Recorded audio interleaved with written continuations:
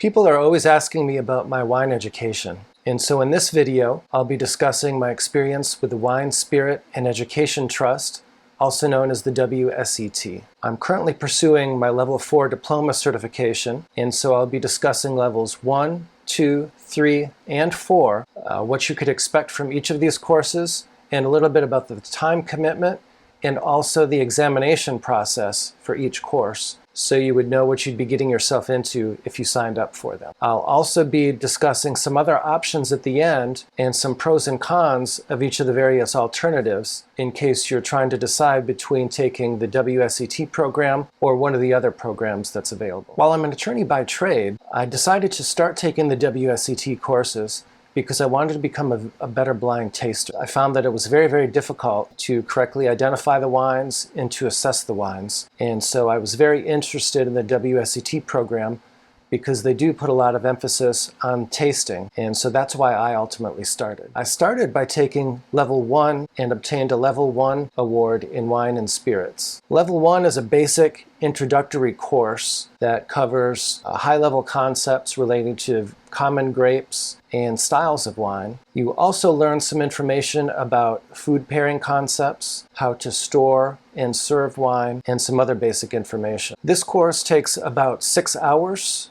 in class, and then there's a short 30-question multiple choice examination at the end. This is a good way to get your feet wet and to get started with WSET, and I found it to be very enjoyable and not require so much work. For those who are in the business, however, this may be a little bit too basic for you, and so you may want to consider starting in at Level 2. But I did definitely enjoy Level 1, and plus if you take it, you also will receive one of these nice pins.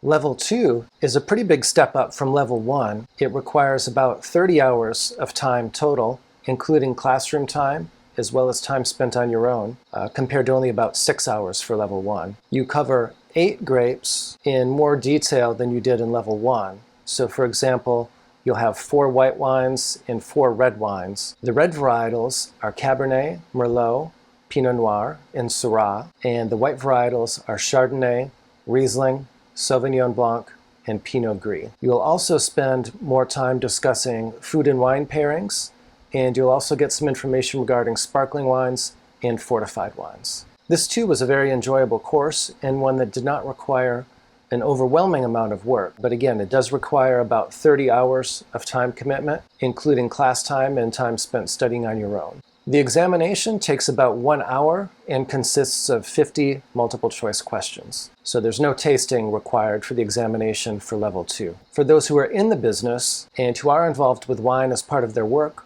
I recommend starting with Level 2. And once you pass Level 2, you'll be able to get one of these pins, so you'll have a second pin for your collection. Level 3 is another big step up in terms of time commitment and what you need to study and learn. For Level 3, the expectation is that you'll spend approximately 85 hours. That will include about 30 hours in the classroom and then about another 55 hours outside of the classroom studying on your own. In Level 3, you get into far more detail regarding the environmental factors, such as the climate and cooling influences, such as the ocean or bodies of water, the impact that grape growing and winemaking and maturation of wine has on the final wine style. You'll learn about many more grape varietals and also styles of wine in certainly many regions as well. In general, it's just a huge step up from Level 2 and you obtain much more information. There's also a much heavier emphasis on tasting, and you're even tested on tasting.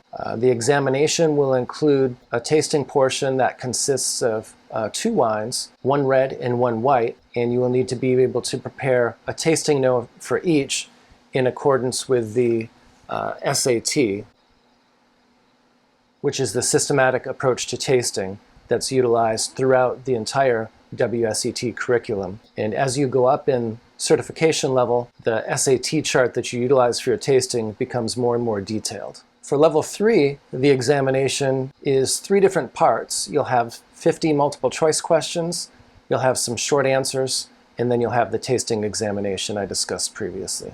And once you pass Level 3, you'll be able to obtain one of these pins like this.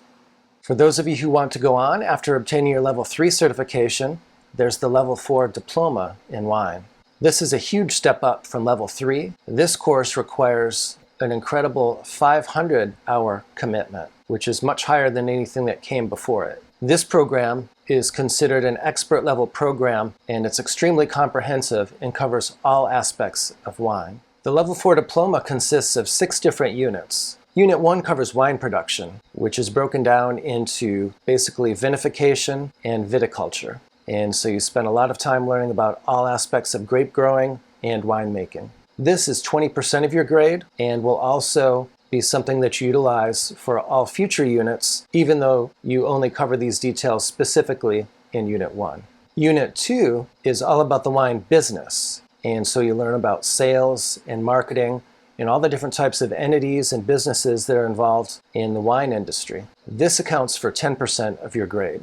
Units 3, 4, and 5 cover various types of wine, and this is when you get into tasting. Unit 3, or D3, is 50% of your overall program, and so this is the most significant course in terms of your time commitment, and also the one that gives people the biggest problems in terms of passing, just because there's so much material involved. Basically, this covers all still wines throughout the world in those regions that are covered by the WSET Diploma program. And it's extremely comprehensive, and so there's very few regions that are left uncovered. There's also a significant tasting component, and you'll be given a number of tasting exams as well as written examinations as part of Units 3, 4, and 5. Unit 4 covers sparkling wine, and Unit 5 covers fortified wine. And so they're similar to Level 3, but the material is limited to sparkling wine and fortified wine, respectively. Each of these units is only 5% of your overall program, and so there's a more manageable amount of information required to master to obtain passing for each of these units. The last unit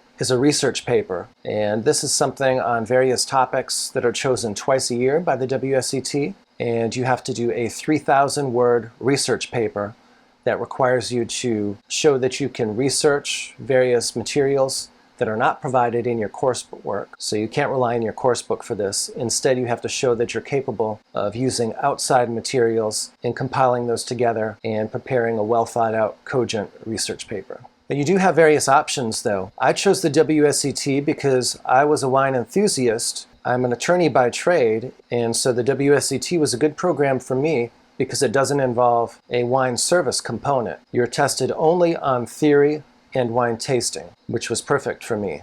However, the course is very, very comprehensive, and so if you're someone who's interested in only a particular region, such as Italy or France, you may wish to pursue one of the Wine Scholar programs rather than the WSET, because by doing that, you can focus exclusively on the region that you're interested in.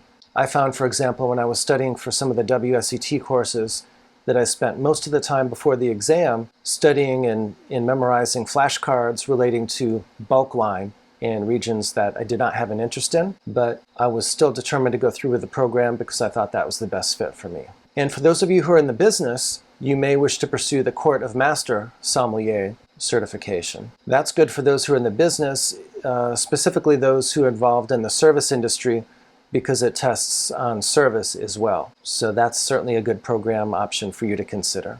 I hope that you enjoyed this video.